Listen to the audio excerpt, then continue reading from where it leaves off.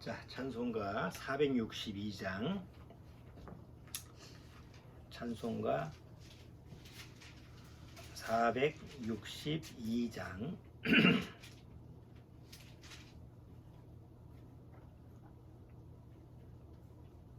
자, 찬송가 462장 부르시고 오늘 예배 같이 시작하도록 하겠습니다.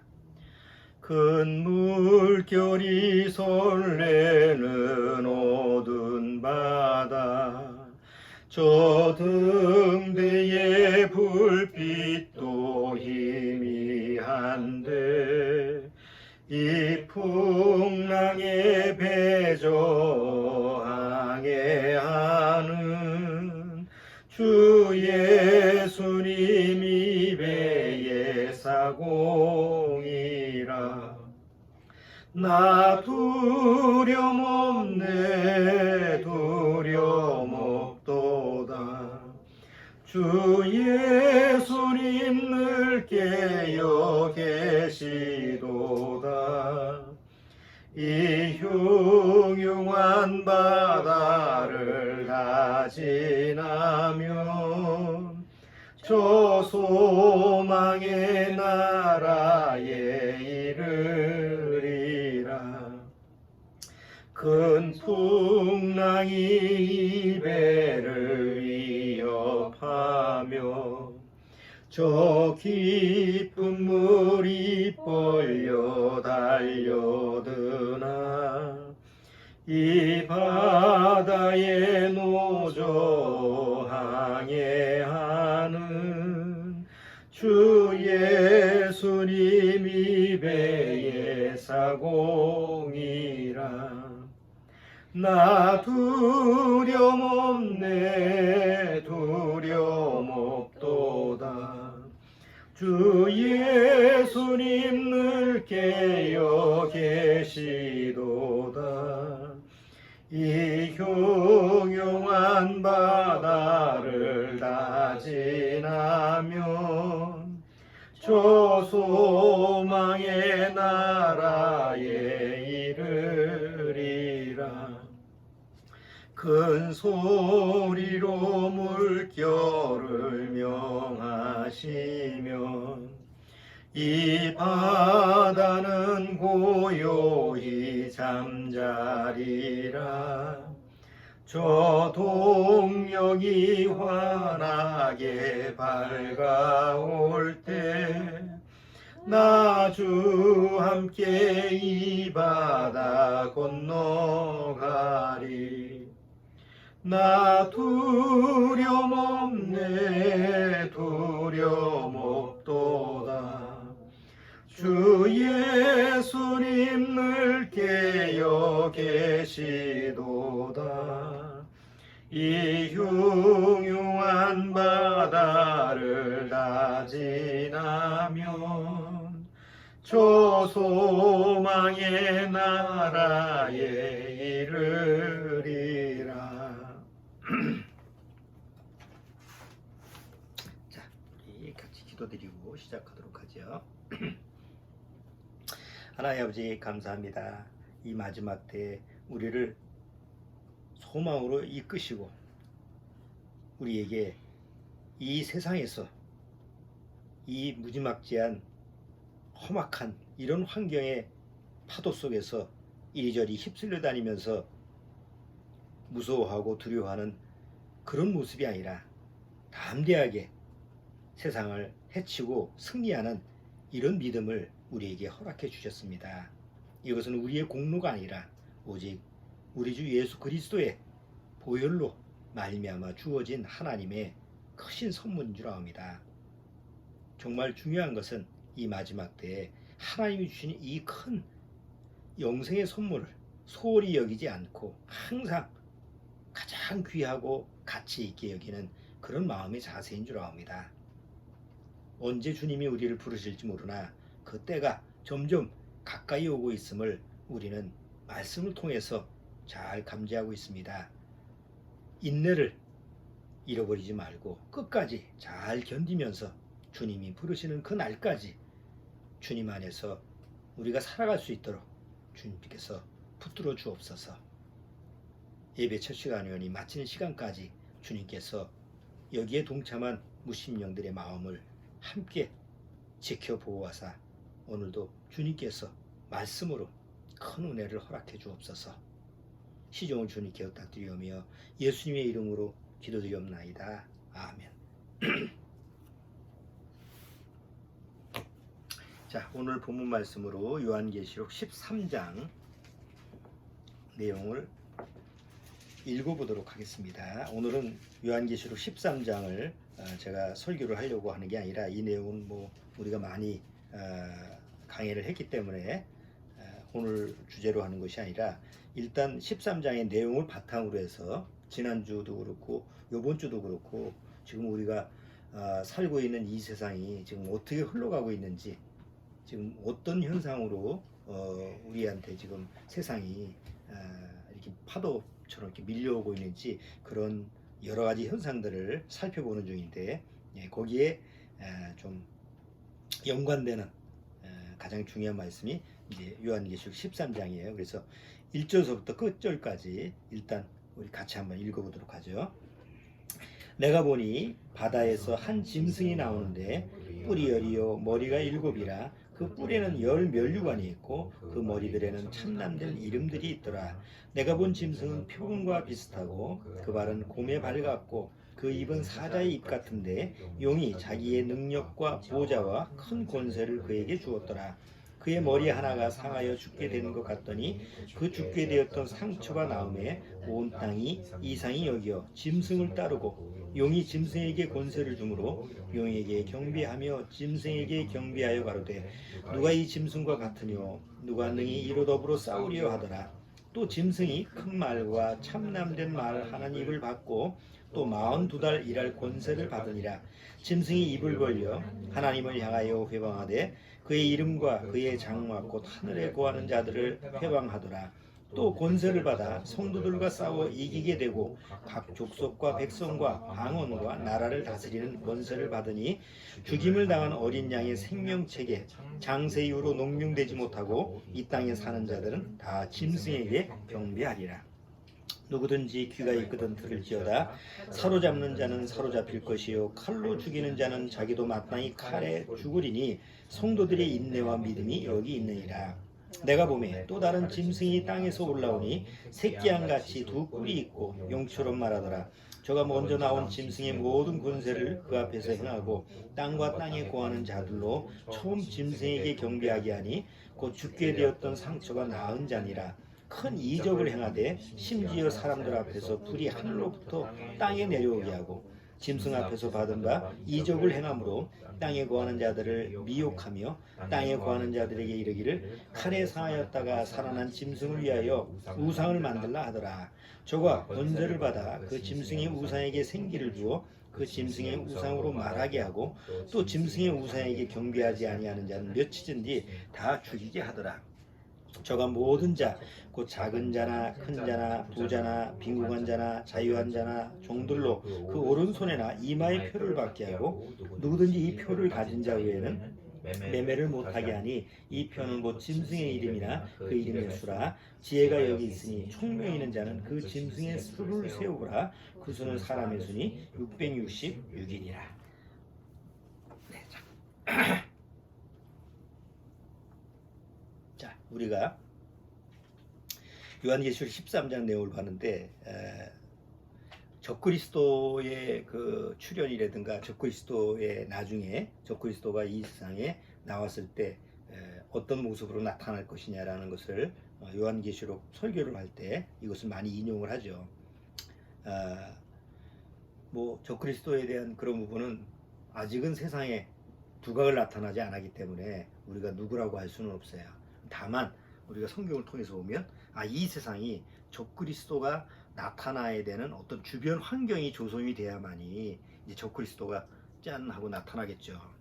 뭐 자기가 나타나가지고 뭐 모든 일을 하는 것이 아니라 성경에 보면 이미 준비가 다 돼 있는 상태에서 적그리스도가 나타나서 이제 나를 경배하라, 이런 식으로 이제 나타나는 것이 성경에서 말하는 적그리스도의 출현이에요.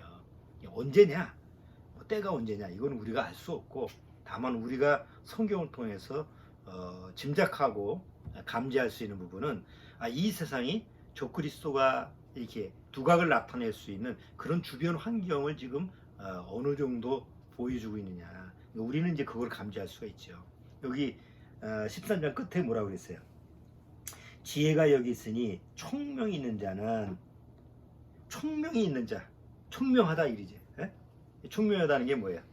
이 사리가 밝고 똑똑한 거잖아. 그러니까 주변 상황을 파악해서 지금 상황이 어떻게 돌아가고 있는지 그런 걸 잘 지혜롭게 판단할 수 있는 이런 지혜가 있는 이런 총명이 있는 자는 한번 그 상황을 한번 감지하라. 이렇게 성경에서는 미리 말씀하고 있는데 지금 이제 우리가 사는 시대에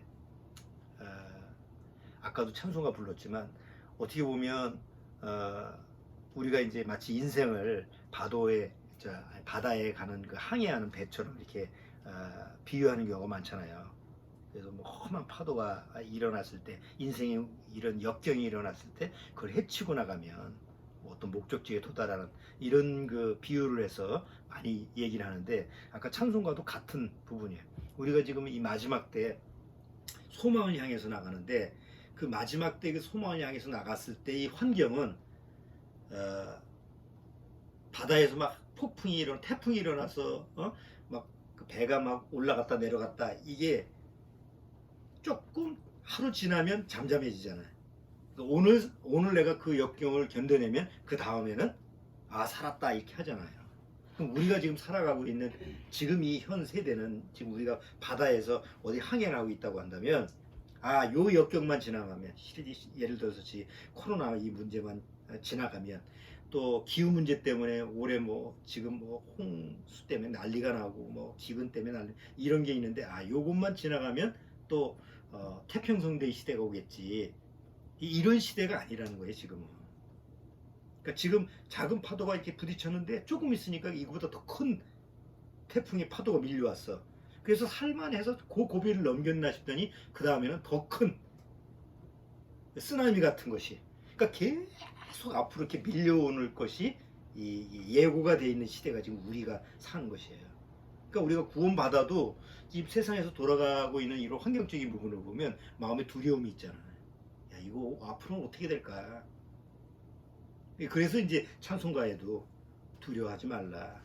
예수님이 이 배의 선장이니까 마치 2000년 전에 제자들이 막 폭풍이 있는 그 배에서 다 죽게 생겼습니다. 스승님 왜 주무시고 계십니까? 이런 모습처럼 정말 이 마지막 때 험난한 파도 때문에 죽게 생겼는데 막 두려움에 떨 때 정말 구원받은 사람들은 예수님이 두려워하지 마라 라고 하는 예수님의 음성이 들릴 수 있다는 거죠. 그러니까 그런 환경적인 사회에서, 그러니까 지금 시대에서 우리가 살고 있어요. 그래서 좀 그런 부분을 추상적으로 말고 구체적으로 지금 우리 주변 환경에서 일어나는 구체적인 예를 들어서 지금 시대가 어느 시대인가, 과연 적그리스도가 나타날 수 있는 그런 환경이 조성되고 있는가라는 것을 한번 좀 살펴보려고 그래요. 그래서 지난주 잠깐 끝날 때쯤 내가 얘기했는데 원래 우리가 2000년대 이렇게 들어오면서 19세기 들어오면서 그 전 세계적으로 그 CCTV를 달았죠. 옛날 우리가 80년도 우리가 살았을 때 CCTV가 어딨어? 방범하는 그리고 통금 이런 게 있었지 어디 감시하는 카메라 그런 게 없었잖아요. 그런데 어느 날에서부터 하나씩 공원에 설치돼 공공장소서부터 설치가 되기 시작하더니만 이제는 우리가 사는 지금 이 시대는 곳곳에 없는 데가 없어요. 아파트 나가면서부터 엘리베이터 나가면서부터 길에 지나가면서 그 다음에 버스 타면 버스에도 CCTV가 있지. 직장 들어가면서 사무실에 어디 카페 없는 데가 없어요. 그랬기 때문에 그 전에는 코로나 이전에는 그런 CCTV 문제 때문에 막 문제가 일어났죠. 이 사생활 침해다. 이런 거 좀 규제해야 되지 않느냐. 이런 식으로 해서 많이 반대하고 좀 그런 CCTV 이런 감시 체제에 대해서 사람들이 조금 거부감을 가지고, 그렇죠. 우리 같아도 그렇잖아요. 어디 지나가는데 나를 다 감시하고 있다는 것은 기분 좋은 일이 아니죠. 그래서 그런 부분에 대해서 조금 부정적이고 조금 그런 거에 대해서 좀 멀리하고 피해 다니고 범죄자도 아니면서 이런 모습이었는데 코로나19가 나면서 이게 상황 판도가 싹 바뀌었어요. 그러니까 옛날에는 그냥 근접 감시를 하더라도 가까운 데서 뭐 범죄자 뭐 이런 뭐 교통사고 이런 거에 대해서 감시하는 건 우리가 뭐 허용한다. 그런데 일상생활에 들어와서 나의 일상 모든 일거수일투족을 감시하는 것은 그거는 내가 받아들일 수 없다. 그래서 근접한 감시 그런 것은 이제 허용을 했는데 이번 코로나19가 딱 일어나고 나서 지금 2년째 들어오면서 이게 밀접 감시 사회로 됐는데 더 큰 문제가 뭐냐면 이제 사람들이 자발적으로 더 감시를 해주세요. 더 감시를 좀 받게 해달라는 이런 이제 생각으로 바뀐 거예요. 왜? 코로나19 때문에 이 감염된 사람들이 5만 대를 출입하잖아. 그러니까 나서부터도 어디 가면 뭐해? 어이 저 사람 이거 뭐 들어와서 찍지도 않고 뭐 무슨 그런 거를 안 받는다. 아니면 마스크도 안 한다. 그러면 위협감을 느끼잖아요. 일단 마스크를 안 하면 뭐예요? 눈을 째려보고 뭐 그래서 또 시비가 붙어가지고 뭐 난리가 나고 맨날 뉴스 나오잖아요. 그러니까 서로가 서로를 지금 감시하는 그런 사회가 돼버린 거예요. 그리고 한 지금 2년째 가니까 이제 이게 정착이 되기 시작하는 거예요. 그러니까 사람들 마음이 어떻게 바뀌었느냐? 감시가 필요하다. 내 안전을 위해서는 희생을 하더라도 이제는 적극적인 감시가 돼서 사람들로 하여금 좀 안전하고 좀 평화스럽게 이렇게 했으면 좋겠다 이런 생각으로 개념이 바뀐 거예요. 그러니까 지금 사람들한테 물어보면 어떻게 감시하는 그런 부분에서 어떻게 생각합니까? 라고 하면 지금은 다 더 강화되어야 됩니다. 곳곳마다 해서 마스크 안 쓴 사람 추적해내고 주사 안 맞은 사람 통제를 받게 그렇게 국가에서 해야 됩니다. 라는 식으로 사람들이 점점 그렇게 바뀌어간다는 거예요. 어저께 뉴스를 보니까 우리 지하철에 1호선, 3호선, 4호선, 9호선이 CCTV가 없대. 그래서 난리가 났어. 왜 없냐? CCTV가 없으면 그 지하철 내에서 어떻게 통제가 안 되는데. 근데 그게 왜 없냐면 옛날에 만들어진 노후된 지하철은 없고 옛날 그 디자인이지. 옛날 모델. 옛날 9호선 같은 건 새 거잖아. 근데 옛날 모델로 이렇게 만들어지는 거는 에어컨이 아니라 CCTV 그게 없다고 해서 그거 가지고 사람들이 막 난리가 난 거예요. 왜 그거 가지고 안 만드냐? 지금 지하철에서 무슨 문제가 생기면 서로 폭행이라든가 아니면 마스크 안 쓰고 이런 문제가 생기면 어떡할 거냐 했더니 지하철에서는 예산이 없다고 이러고 막 옛날 같으면 지하철에 CCTV 많다라고 하면 그거 가지고 이게 너무 많다 왜 이렇게 감시하냐 이래야 될 상황이잖아요. 옛날 같으면 그랬다고. 지금은 그게 아니고 없다고 지금 막 난리가 난 거야. 봐, 어린이집 어느 날서부터 5만 대 다 CCTV를 달아라. 심지어 이제 화장실까지 심지어 달게 생겼어. 왜? 그런 데까지 데려가가지고 아이들 어떻게 할까봐. 양로원 폭행이 된다고 그러니까 양로원 구석구석에다 CCTV가. 그러니까 사람들 마음속에서 이제는 불안해서 못 살겠다. 뭔가 통제가 되지 않으면 우리 안전을 보장할 수 없다. 이런 개념에서 사람들은 그렇지만 감시 CCTV가 곳곳에 있으면 내가 노출이 돼서 내가 희생해야 되는데 내가 자유롭지 못한데 괜찮아. 나 감수할래. 안전을 위해서는. 자, 그런 부분에 대해서 사람들 마음이 바뀌는데 그거보다 더 강한 게 뭐냐면 우리나라에 지금 요즘 지금 붐이 일어나는 공정사회. 공평해야 된다. 공정해야 된다. 한쪽에는 예를 들어서 지금 코로나 19 백신 주사를 맞는데 만약 이것은 이 특수한 계층만 맞게 해줘. 지금 이제 그렇잖아. 사회에 필수 자원, 군인이라든가 아니면 의료인이라든가 이런 곳은 이제 공감이 되지. 일단 필수 요원이니까. 근데 만약에 좀 부유한 사람, 돈 있는 사람, 만약에 돈 주고 주사를 맞았다라고 큰일 날 뻔했어. 그러면 처음에는 안 맞겠다라고 하더라도 나중에는 뭐 그러면 없는 사람은 뭐 죽으란 말이냐 그거 가지고 이제 난리가 나겠지. 지금 저개발 국가에서는 우리나라는 의료 체계가 돼 있으니까 의료보험이 있으니까 다 무료잖아. 만약에 저 코로나 걸렸다 확진 걸렸다 그러면 바로 데려가잖아. 데려가서 다 무료로 해주잖아. 근데 못 사는 지금 인도 같은 나라는 다 자기 부담이래. 그래가지고 여기 저 뉴스 보면 해외 그 뉴스 보면 아들이 코로나 확진이 걸려서 병원에 가는데 5천만 원. 그 치료비가 5천만 원인데 그거 가지고 해도 모자라는 거예요.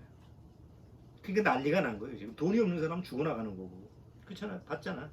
그 시신을 어떻게 할 수가 없어가지고 불에 태우는 게 인도에서는 다 화장인데 그걸 돈이 없으니까 그냥 강물에다가 버리고 그 맨날 목욕제기하는 그 물에다가 다 버리고 시체가 떠나더니 그러니까 우리 일이 아니니까 뭐강 건너 불구경하듯이 그런 게 있겠다 지만 막상 현장에 있는 사람들은 그건 아비규환이잖아요.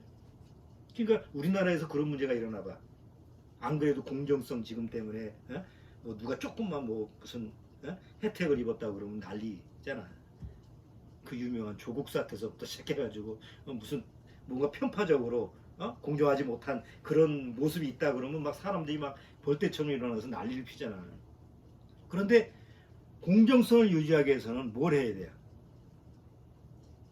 누가 딴짓을 하나 누가 혼자서 자기 이익을 챙기나 이걸 감시를 해야지 알지 그걸 알 게 뭐야. 그러니까 사람들이 공정한 사회가 되기 위해서는 희생을 감수하려도 감시를 해야 된다. 이게 사람들의 인식에 이제 박힌 거예요. 우리나라가. 특히 우리나라가 더 강인 거예요. 그래서 2000년서부터 스마트 도시라고 하는 걸 계획을 해서 전 세계적으로 스마트 도시 이렇게 해서 이제 개발을 하는데 이제 우리나라도 그런 부분에 대해서 2013년서부터인가 그래서 이제 부산에서 스마트 도시를 이렇게 계획을 해서 내년에 입주를 2023년도에 입주야. 2023년도에 입주인데 그게 뭐냐면 부산의 한 지역을 아예 스마트 도시로만 스마트 도시라는 건 쉽게 말해서 AI 도시야. 모든 것이 자동적으로 이루어지고 뭐 사람이 집에 들어오면 집에 모든 것이 이제 뭐 AI가 해두듯이 그런 식으로 앞으로의 첨단 그런 그 장비 그러니까 설비된 그런 도시 뭐 차도 광고 보면 나오잖아. 뭐 갑자기 산모가 생기면 저 신호등이 자동적으로 통제가 되는 그러니까 모든 것이 이렇게 자동적으로 이루어지는 그런 도시를 이렇게 만드는 거예요. 그래서 지금 부산에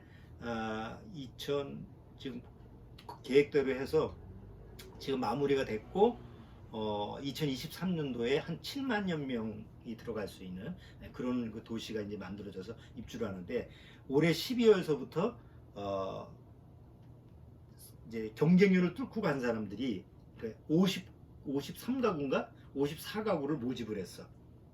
그러니까 1년 동안 먼저 들어가서 여러 가지 데이터를 내기 위해서 그 도시에 적응을 하는 사람들, 여러 계층의 사람들을 모아서 살게 하는 거지. 그래서 거기에 적응을 시켜서 뭐 여러 가지 이제 진짜 사람들이 입주하기 전에 여러 가지 데이터를 뽑아서 아마 준비한 모양이에요. 그래서 143대 1로 거기 신청한 사람이 뭐 거의 한 140대 1로 들어가는 사람이 54가구라고 하더라고. 그러면 54가구의 사람들은 뭘 감수를 해야 돼요?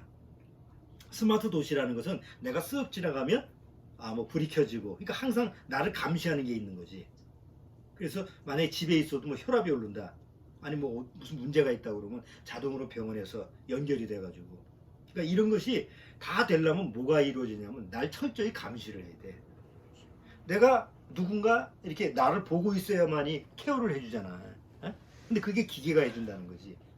그런 기계가 해주는 AI라고 하는 그런 스마트 도시가 이미 우리나라는 이제 건설이 돼 있고 그걸 이제 뭐 여러 도시에 뭐 부천에도 있고 안양에도 있고 뭐 몇 개 도시가 있는데 그거는 이제 그 선별적으로 뭐 어떤 특성화된 뭐 자동차 분야 뭐 아니면 뭐 지배 문제 뭐 이런 거 가지고 이제 뽑아서 하는데 부산 같은 경우는 이제 종합적으로 이렇게 한 거예요.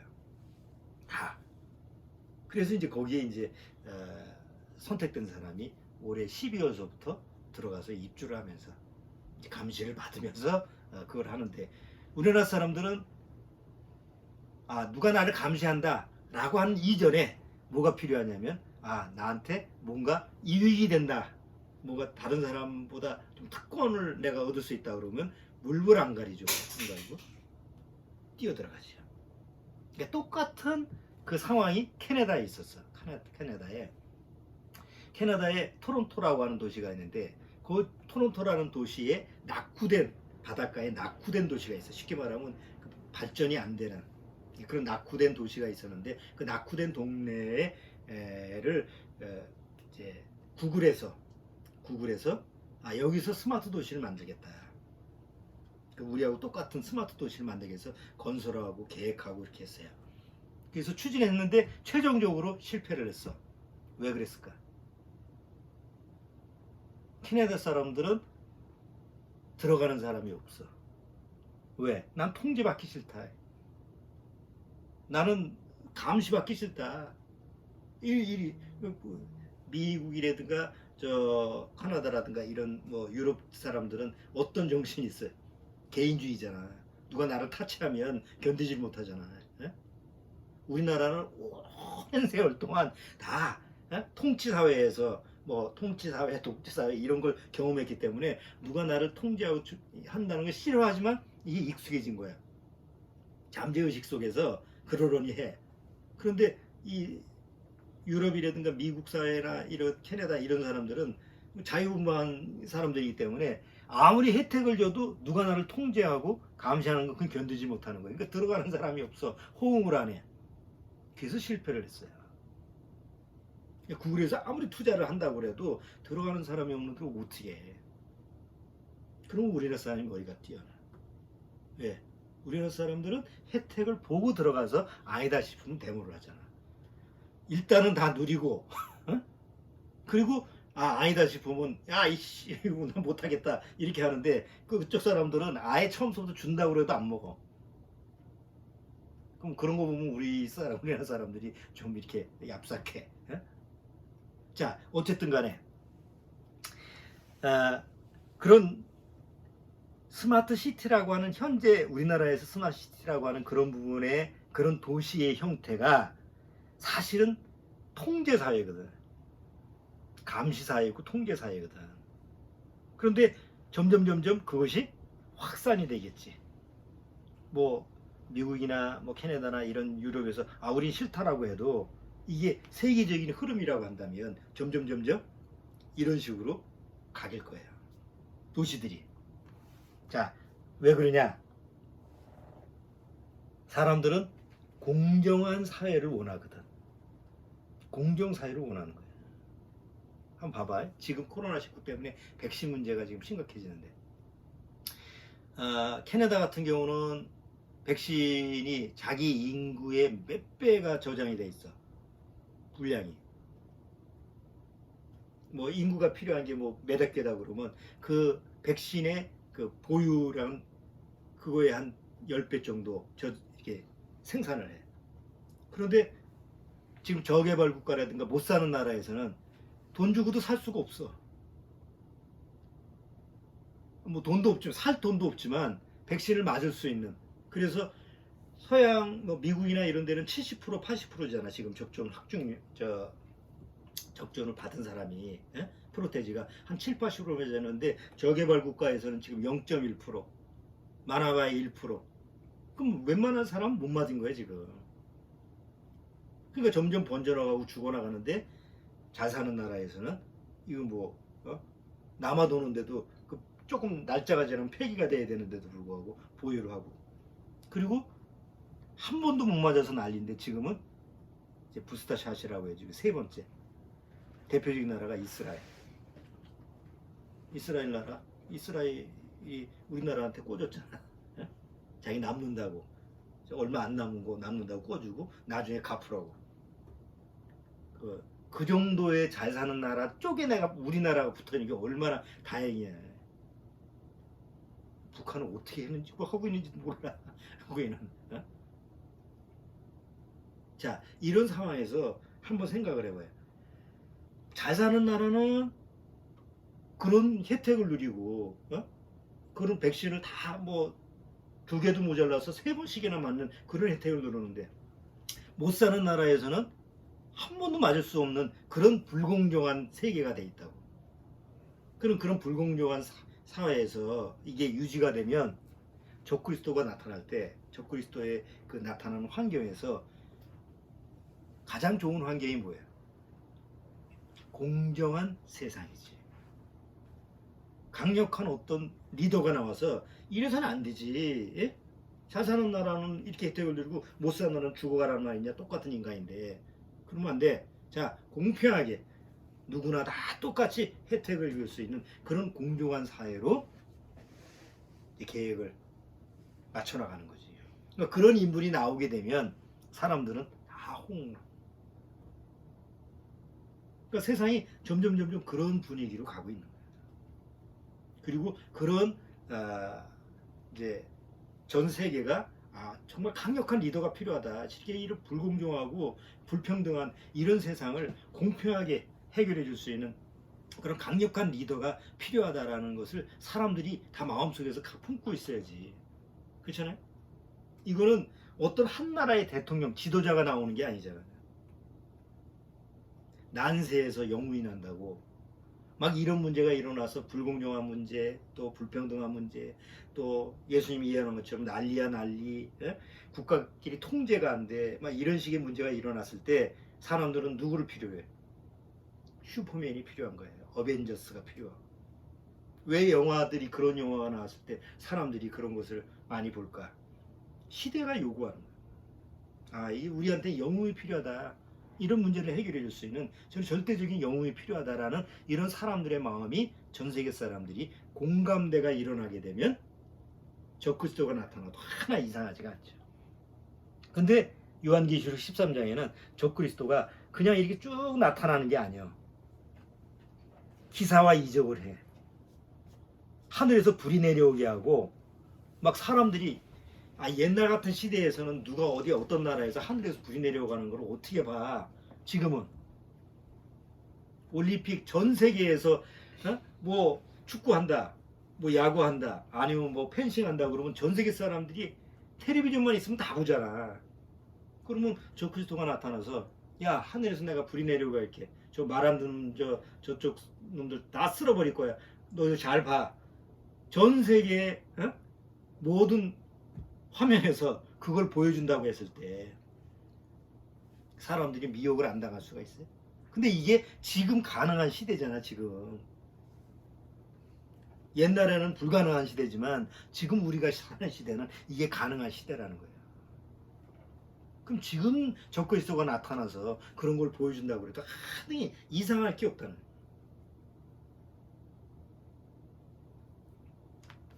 자, 우리 하루 일상을 한번 봐봐요. 하루 일상, 하루에 우리 보내는 일상 어때요? 아침에 딱 눈 뜨자마자 보는 게 뭐지? 응? 핸드폰이야. 애들도 마찬가지예요. 아니 이런 시대가 올 줄 우리가 상상이나 했겠어요? 아침에 일어나면 야 밥 먹어 뭐 어쩌고 난리를 치고 뭐 예? 이게 이런 대화서부터 시작해야 되는 건데 지금은 그게 아니고 밥 먹어 안 먹어 뭐 이런 문제가 아니에요.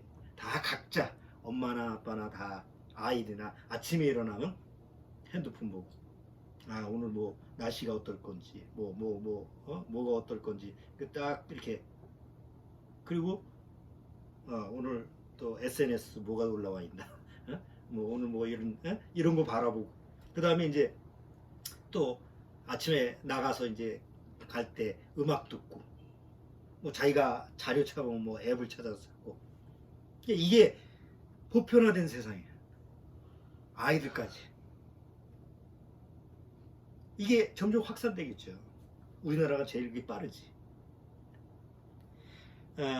요새 그 앱이라는 게 있잖아. 앱. 우리가 그 노트북이라든가 아니면 핸드폰이라든가 이런 거 보면 거기에서 내가 사용할 수 있는 여러 가지 뭐라 그러지?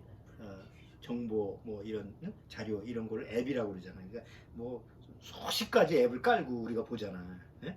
근데 그 앱을 돈 주고 하는 경우도 있지만 대개는 다 공짜죠. 네이버 앱, 뭐 구글 앱, 뭐 심지어 교통 뭐 앱, 뭐 별로 뭐 다 공짜야. 근데 다 공짜가 아니래. 앱이 하루에 평균에 600개 업체가 개인정보를 다 빼간대. 그러니까 한 600개의 앱을 관리하는 업체, 평균적으로 600개 업체가 내 하루 뭐 아침에 눈 뜨고 저녁 때까지 내가 지금 이거 맨날 보고 있잖아. 사용하고 있잖아. 그럼 사용하고 있는 모든 정보를 빼가는 평균 업체가 600개래. 그럼 600개의 업체가 그 데이터를 뽑아서 뭘 하는 거야? 요새는 데이터 시대잖아. 옛날에는 뭐 황금 뭐 이런 걸 쫓아서 가지만 지금은 정보 시대니까 데이터가 자산이야. 그거를 뽑아서 자산으로 삼는 거예요. 그래서 요즘 대개 이 앱을 사용하고 이런 첨단 기기를 사용하고 있는 사람들을 뭐라고 하느냐면 무급 데이터 노동자라고 그래요. 무급. 돈은 안 주는데 데이터를 생산을 하기 때문에 데이터를 생산하는 노동자니까 우리는 다 핸드폰 통해서 뭘 보거나 뭘 사용하거나 네이버나 이런 걸 사용하면 내가 필요해서 보는 거지만 실제로는 뭐예요? 노동자라는 거지. 네이버에서 뭐 요리를 뭐 그렇게 한다. 그러면 내가 필요해서 오늘 김치찌개인데 뭘 넣고 먹지? 뭘 사용하지? 이렇게 하는데 그거는 내가 필요해서 보는 것 같지만 사실은 업체에서 그걸 뽑아서 이 사람이 유형이 어떤 사람인데 뭐 김치찌개는 대개 사람들이 유형이 어떤 걸 원하더라. 그러니까 앞으로 어떻게 팔아먹으면 되겠구나. 이런 정보를 뽑아가는 거예요. 그러니까 나는 본의 아니게 정보를 계속 제공하는 거예요. 아니 뭐 요리만 보나 오만 거지 다 정보를 다 보고 있는데. 그래서 무급 데이터 노동자인데 문제는 그런 식의 지금 이런 모습으로 했을 때 그 기계에서 쉽게 말하면 기계에서 사람들한테 뭘 요구하느냐면 알고리즘이라고 하는 걸 들어봤지. 정보를 제공하는데 이 알고리즘이 뭐냐면 이 사람의 취향에 맞게 모든 정보를 일괄적으로 제시하는 거야. 그러면 내가 뭐 이렇게 요리를 오늘은 뭐 김치찌개를 봤다라고 하면 김치에 관련된 정보가 계속 올라오는. 오늘 좀 운동기구를 하나 내가 좀 봐야 되는데 내가 좀 자전거를 하나 살까? 자전거 하는데 그때서부터 계속 자전거만 올라와. 뭐 화장품 뭘 썼는데 그럼 거기서부터 계속 하나. 그러니까 사람들로 하여금 어떤 길을 내가 정하는 게 아니고 살살 유도를 해서 그 사람으로 하여금 그 기계가 쉽게 말해서 그 기계가 원하는 쪽으로 그냥 일관성. 옛날에 말 타면 말에 그 승마 보면 뭐예요? 귀 이렇게 여기다가 눈을 딱 가려서 옆에 바라보지 못하고 앞만 바라보게 있잖아. 이런 식의 통로를 딱 고정해 주는 게 알고리즘이에요. 쉽게 말해서 알고리즘이라는 게. 근데 우리가 핸드폰이나 뭐 컴퓨터나 이게 사용하면 나도 모르는 사이에 뭐예요? 거의 노예가 되는 거예요. 다른 정보가 없으니까. 뭐 영화에서 내가 오늘 뭐 애정 좀 영화를 볼까 그러면 계속 애정에 관련된 영화를 제시해주고 코미디를 보겠다. 코미디에 관련된. 그러니까 그런 사람들이 그렇잖아. 뭘 선택하고 고르고 하는 게 그렇게 쉬운 게 아니잖아. 그리고 불편하고 좀 쉽게 이렇게 뭐 정보를 좀 제공받고 싶다라는 이런 심리가 있다 보니까 그런 부분에 대해서 업체에서 교묘하게 돕는 척하고 이용을 하면 모든 사람이 다 거기에 넘어간다는 거지. 그래서 그게 요새 이제 알고리즘 군중이라고 용어가 나와 있어. 요새 군중은 옛날에는 어떤 군중이에요? 옛날에는 이런 게 없었던 군중 심리라고 해가지고 뭔가 뭐 백화점에 가는 심리, 어디 사람들이 많이 가는 명동거리에 가는 그런 심리. 그래서 그걸 군중 심리라고 그러잖아요. 요즘은 그런 심리가 없어. 코로나 때문에 그런 건 있을 수도 없고 요새는 알고리즘 군중. 자의에 의해서가 아니라 타의에 의해서 움직이는 시대야. 자, 그러면 한번 우리가 종합적으로 한번 생각을 해봐요. 적그리스도가 어떻게 전기 세계 사람들을 통제할 수 있을까? 옛날에는 상상할 수 없는 일이지만 지금은 조금만 생각해 보면, 아니 저 아프리카에 어디 저 못 사는 나라에 가도 핸드폰들은 다 가지고 있더라고. 신기한 일 아니야? 그 못 사는 나라, 어? 아니면 저 뭐 남미 아무가라든가 뭐 어디 가나 다 핸드폰들은 있어. 전에 스페인 가서 저 돌아다닐 때도 사람이 우리 삼성 걸 가지고 다니더라고. 반가워. 우리나라 제품을 들고 있으니까 이거 우리 삼성 건데요? 삼성 거 쓴대. 어?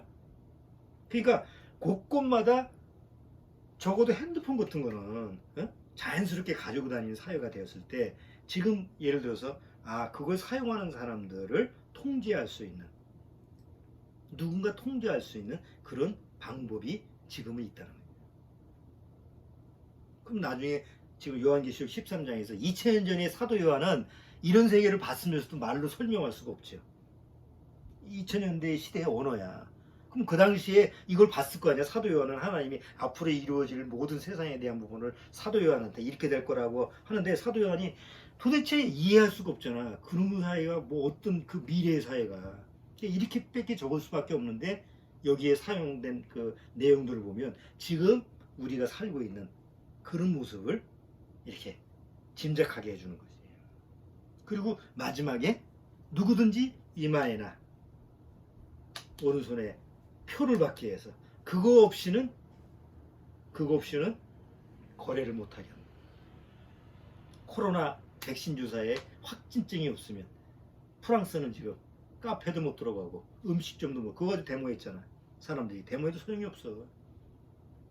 왜? 공정한 사회를 위해서는, 안전한 사회를 위해서는 그런 희생을 하지 않고서는 안 되니까. 이제 코로나 백신 주사를 맞지 않는 사람은 뭐 예를 들어서 공무원이라든지 이런 사람들은 며칠까지 안 맞으면 자르겠다, 이런 식까지. 그러니까 지금 사람들이 반발하는 것 같아도 점점 사회는 그렇게 갈 수밖에 없잖아요. 안전을 위해서는. 자, 그러면 한번 지금 우리가 사는 시대가 어떤 시대일까? 우리 아이들이 하루에 그 인터넷 뭐 SNS 유튜브 뭐 이런 거 보는 게 평균 우리나라의 아이들의 평균 시간이 5시간이라고 그러네. 놀지도 않고 밖에 가서 뭐 운동하고 이런 거 없이 집에서만 그냥 주로 그런 걸 하잖아. 학교 가서도 쉬는 시간에. 옛날에는 밖에 뛰쳐나가서 운동하고 이랬는데 요즘은 다 앉아서 핸드폰만 바라보고 있잖아. 그래. 아니 그게 자연스러워. 요새 그 뭐 요양부 그 학원에서도 8시간 하는데 힘들잖아 사람들이. 그러면 50분 수업하고 나머지 10분 동안 뭐 할까? 다 각자 핸드폰 바라보고 있어. 그게 아주 자연스러운 생활이야. 아이들서부터 노인까지도. 자, 이런 사회가 앞으로 내년, 내후년 그러면 가속도가 붙어서 얼마나 빨라질까요? 이런 시대가 지금 이렇게 된 시대가 몇 년 안 된 거예요. 내가 구원받았을 당시 2000도 그때만 해도 핸드폰 이런 게 어딨어. 워키토키. 예? 처음 나왔을 때 그 큰 옛날 저 군인들이 사용하는 그런, 그게 초창기에 사용하는. 그런데 1980년도지. 2000년도면 벌써 컴퓨터가 핸드폰이 나왔으니까 1980년도 그때만 해도 이런 워키토키인데 2000년도에 들어와서는 다 개인용 퍼스널 컴퓨터가 있었고, 이제 지금 와서는 아이들까지도 핸드폰을 가지고 있는 시대가 되니까 얼마나 빠른 거예요. 속도가. 자, 이런 것이 다 성경에서 적그리스도가 앞으로 전 세계를 지배할 수 있는 환경이 조성이 된다는 거예요. 그러니까 우리가 모르는 사이에 지금 뭐 코로나 때문에 먹고 사는 문제 때문에 사람들이 다 눈앞에 닥친 것 때문에 정신없이 사는 그런 상황에서 성경에서는 적그리스도가 앞으로 이렇게 나타날 거다라는 그 말씀대로 이루어지고 있다는 거예요. 그럼 우리는 어떻게 해야 될까? 이걸 뭐 막을 수 있어? CCTV 피해서도 이렇게 다니나? 그냥 지금 주어지는 그 환경이나 주어진 이 세상에 대해서 적응을 하면서 살아갈 수밖에 없어요. 하지만 정신을 바짝 차려야지. 정신을 차려서 정신이 잃지 않도록 정신을 차려야 돼. 계속 신약에 와서 성경에서 사도들이 뭘 강조해? 정신 차려라. 정신줄을 놓지 마라. 깨어 기도하라. 깨어 있으라. 그게 정신 차리하는 거니. 깨어 있을 수 있는 방법은 하나님의 말씀. 늘 성경을 읽고 그 성경을 말씀을 기억하고 말씀을 듣고 이런 수밖에 없어요. 다른 방법이 없어요. 자, 그래서 오늘 지금 세상이 돌아가고 있는 그런 환경, 지난주에 여러 가지 재난, 홍수, 기근 이런 게 전 세계적으로 일어나는 부분에 대해서 한번 살펴봤는데, 오늘은 이제 감시사회, 통제사회 이런 것이 현실적으로 지금 우리 주변에 어떻게 일어나고 있는가 이런 부분을 같이 한번 살펴봤습니다. 자, 요한계시록 13장에 우리 다시 한번 보고 마칠게요. 자, 15절. 저가 권세를 받아 그 짐승의 우상에게 생기를 주어 그 짐승의 우상으로 말하게 하고 또 짐승의 우상에게 경배하지 아니하는 자는 몇이든지 다 뭐라 그래요?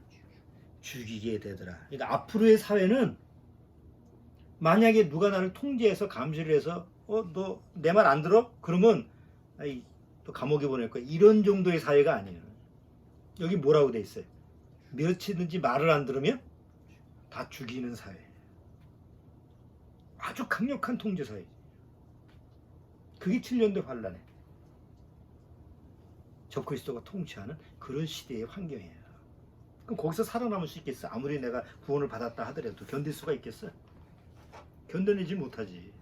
그러니까 그 전에 우리를 데리고 가시는 거예요.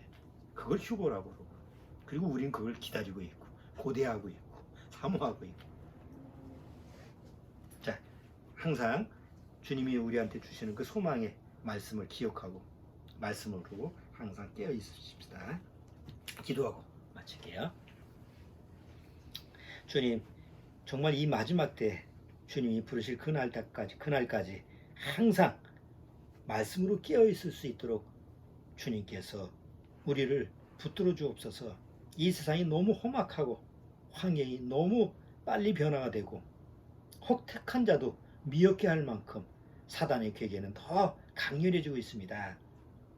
우리는 이런 환경에서 마치 예수님이 타신 배에 제자들이 그 폭풍우를 바라보고 무서워하고 두려워했던 것처럼 이 세상을 바라보고 두려워하는 그런 마음을 가질 수 있는 그런 환경입니다. 그러나 그럼에도 불구하고 주님께서 우리를 안전하게 하시고 또 우리 심령을 붙들어 주시기 때문에 우리는 다시 강건하게 일어서서 세상을 향해서 담대히 살아갈 수 있는 줄 압니다. 그 강한 믿음, 세상을 이길 수 있는 그 믿음을 항상 주님 안에서 잘 활용하고 잘 사용할 수 있도록, 잘 적용할 수 있도록 주님께서 말씀으로 이끌어 주옵소서. 예수님의 이름으로 기도하옵나이다. 아멘.